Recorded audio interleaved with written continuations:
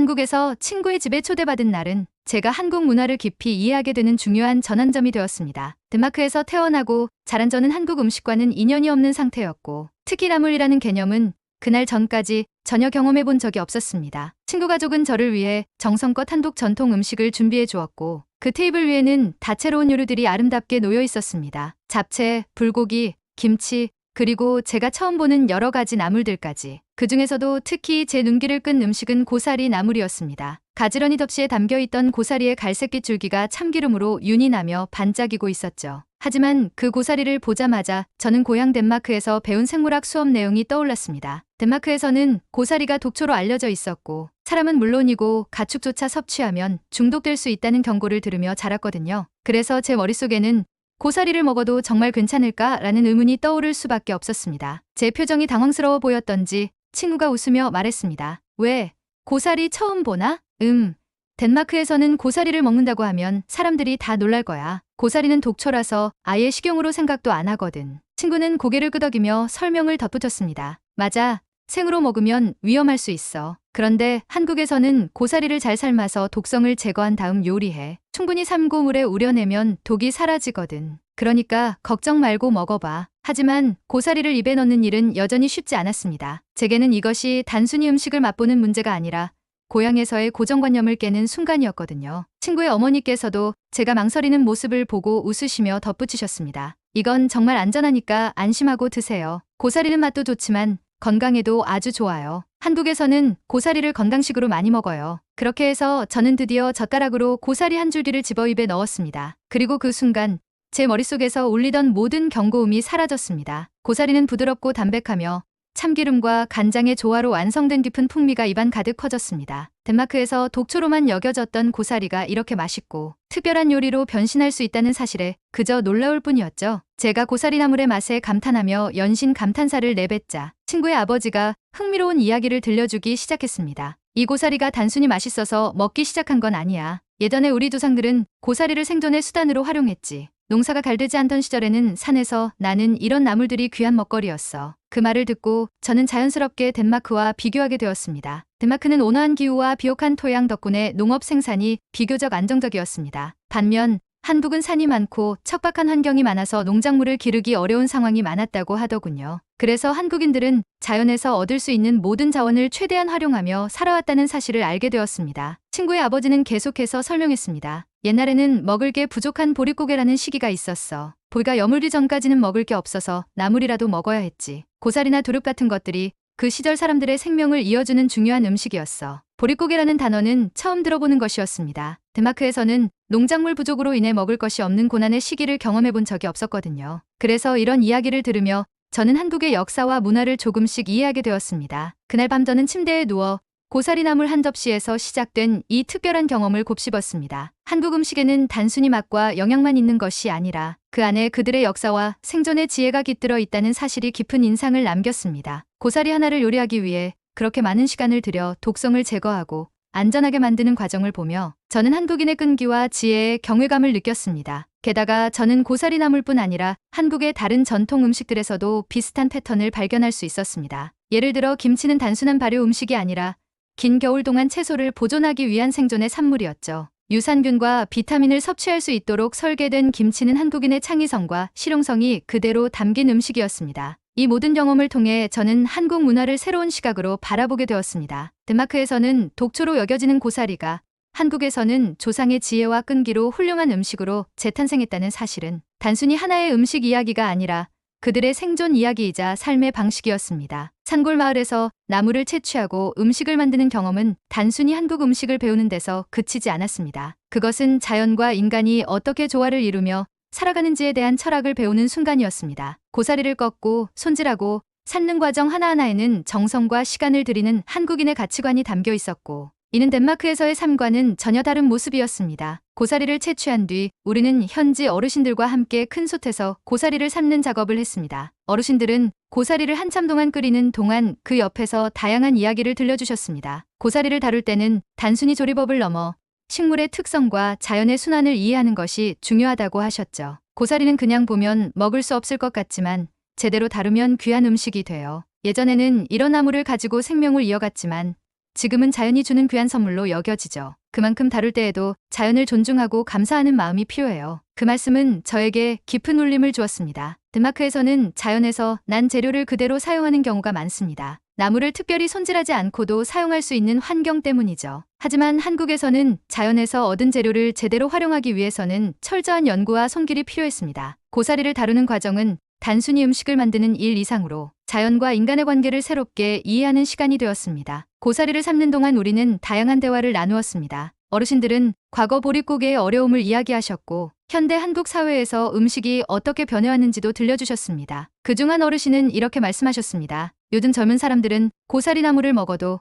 이게 어떤 과정을 거쳐 만들어졌는지 잘 모르지. 하지만 우리 세대는 이 고사리가 얼마나 소중한지 알아요. 이건 단순히 반찬이 아니라 우리 조상들이 살아남기 위해 얼마나 노력했는지를 보여주는 증거야. 그 이야기를 듣는 순간 저는 한 접시의 고사리 나물에 담긴 한국인의 역사가 더욱 생생하게 느껴졌습니다. 덴마크에서는 음식이 풍요로움 속에서 발전했다면 한국에서는 생존의 필요에 따라 발전한 것이었죠. 저는 한국인의 음식 문화가 단순히 맛있는 음식을 만드는 기술을 넘어 생존의 본능과 그 안에 담긴 지혜를 보여준다는 점에서 매우 특별하다고 느꼈습니다. 이후 우리는 직접 채취한 고사리를 물에 불리고 다시 한번 삶아 우려내는 작업을 이어갔습니다. 매일 물을 갈아주는 작업은 단순해 보였지만 사실 꽤 많은 인내심과 시간을 요구하는 일이었습니다. 친구는 웃으며 말했습니다. 이런 과정을 거쳐야만 맛있는 고사리 나물이 완성될 수 있어. 이런 걸 하다 보면 음식을 소중하게 생각하지 않을 수가 없어. 저는 친구의 말에 깊이 공감했습니다. 한국에서는 음식 하나하나가 단순히 먹기 위한 수단이 아니라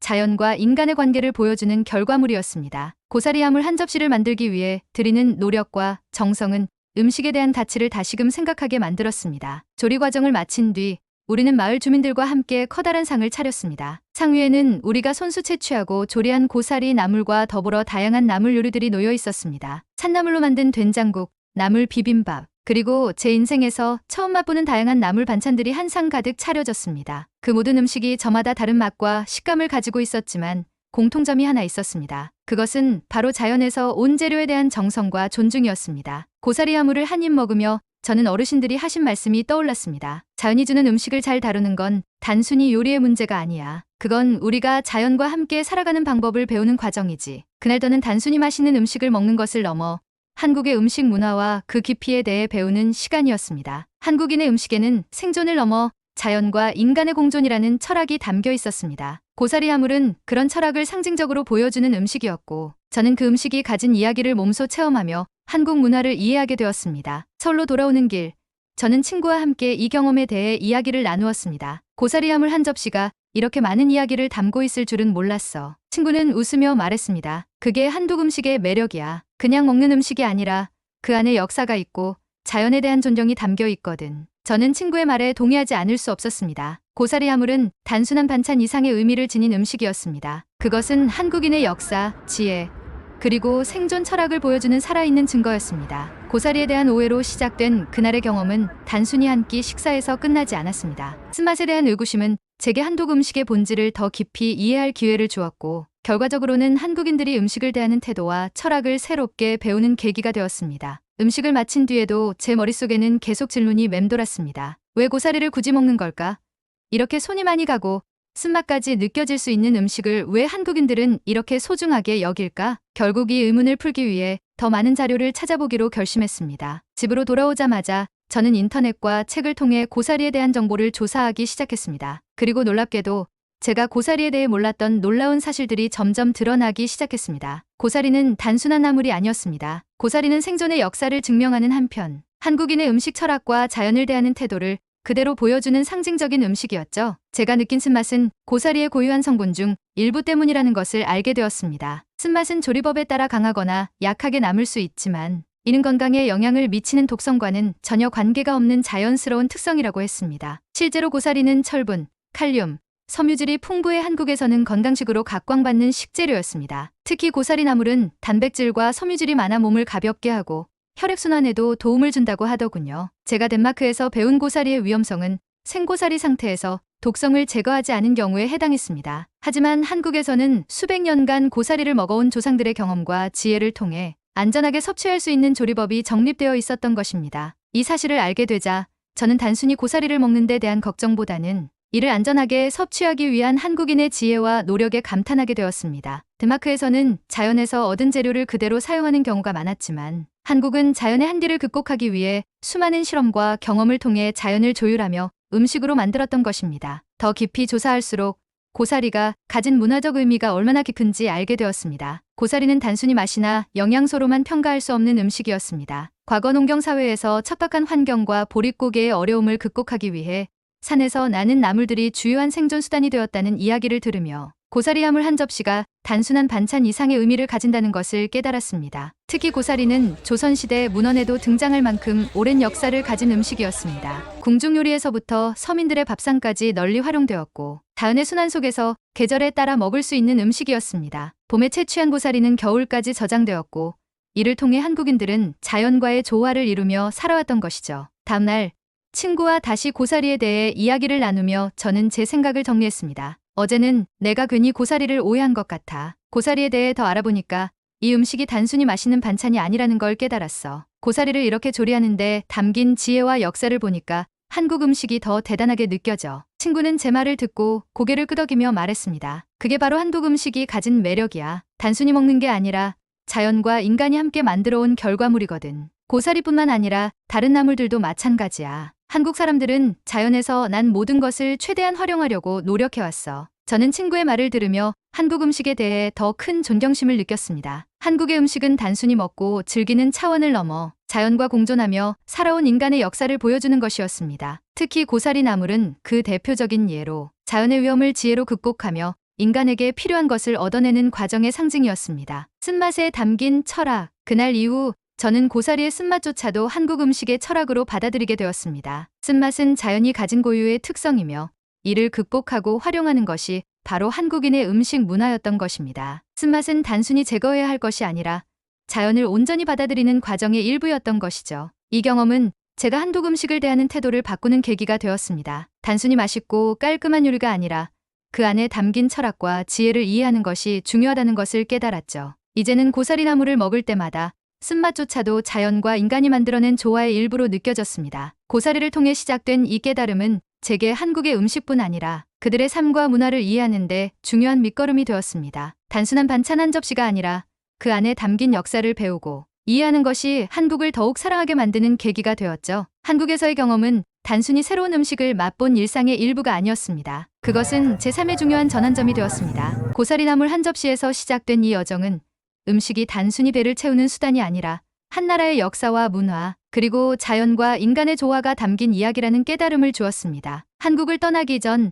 저는 친구와 함께 다시 한번 전통한 식당을 찾았습니다. 그곳에서 저는 고사리 나물을 주문하며 자연스레 처음 고사리를 맛보던 날을 떠올렸습니다. 독초로만 알고 있던 고사리를 먹는 것에 대해 두려움과 망설임이 있었지만 그 과정에서 한국인의 지혜와 정성이 담긴 조리법을 알게 되면서 제 시각은 완전히 바뀌었죠. 고사리 나물 한 접시가 단순히 음식이 아니라는 사실을 깨닫는 데는 그리 오랜 시간이 걸리지 않았습니다. 한국인의 생존 본능과 자연을 대하는 태도, 그리고 가족과의 유대가 고스란히 담겨 있었으니까요. 저는 고사리 나물을 젓가락으로 집으며 친구에게 이렇게 말했습니다. 이제 고사리는 나에게 단순한 반찬이 아니야. 이 한 접시가 한국을 이해하게 해준 열쇠 같은 느낌이야. 친구는 고개를 끄덕이며 웃었습니다. 한국 음식은 그런 거야. 단순히 맛을 즐기는 걸 넘어 그 안에 담긴 의미를 이해하게 되면 더 큰 감동을 받게 되지. 고사리와 자연에 담긴 철학. 한국에서 경험한 모든 음식에는 하나의 공통점이 있었습니다. 그것은 자연을 최대한 존중하고 그 안에서 인간이 필요한 것을 얻어내는 과정에서 만들어진다는 점이었어요. 고사리처럼 독성을 제거해야 하는 어려운 재료도 한국에서는 조상의 지혜와 노력을 통해 안전하고 맛있는 음식으로 변모되었습니다. 이것은 단순히 요리법의 문제가 아니라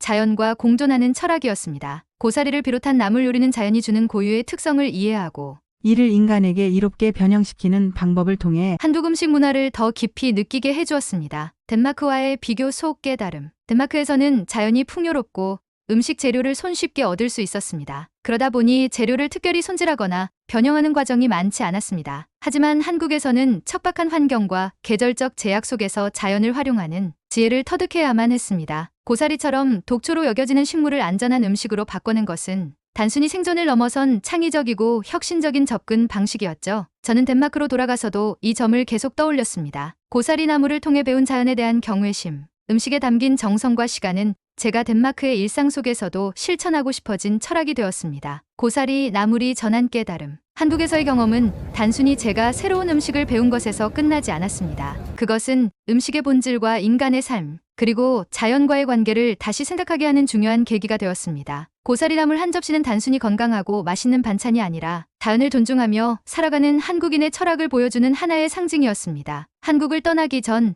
저는 친구와 마지막 인사를 나누며 이렇게 말했습니다. 이제 고사리 나물을 덴마크에서도 만들어 보고 싶어. 그 맛을 완벽히 재현할 수 있을지는 모르겠지만 여기서 배운 자연과 음식에 대한 철학은 절대 잊지 않을 거야. 친구는 웃으며 답했습니다. 고사리 나물뿐 아니라 한국 음식은 모두 그 안에 이야기가 담겨 있어. 그러니까 너도 계속 배워가면서 한국 문화를 더 많이 사랑하게 될 거야. 이제는 고사리를 먹을 때마다 한국의 따뜻한 봄날과 친구 가족이 보여준 환대, 그리고 그 속에 담긴 깊은 이야기를 떠올리곤 합니다. 덴마크에서조차 고사리 나물을 볼 때마다 한국에서 배운 지혜와 철학이 떠올라 마음이 따뜻해집니다. 여러분도 한국 음식을 통해 그들의 문화와 철학을 이해하는 시간을 가져보세요. 단순히 맛있고 정갈한 음식이라는 것을 넘어 자연과 사람, 그리고 시간이 만들어낸 이야기를 느낄 수 있을 겁니다. 그리고 그 과정에서 한국이라는 나라를 더욱 사랑하게 될 거예요. 오늘 이야기가 마음에 드셨다면 좋아요와 구독 부탁드립니다. 다음에도 더 흥미롭고 감동적인 이야기로 찾아뵙겠습니다. 감사합니다.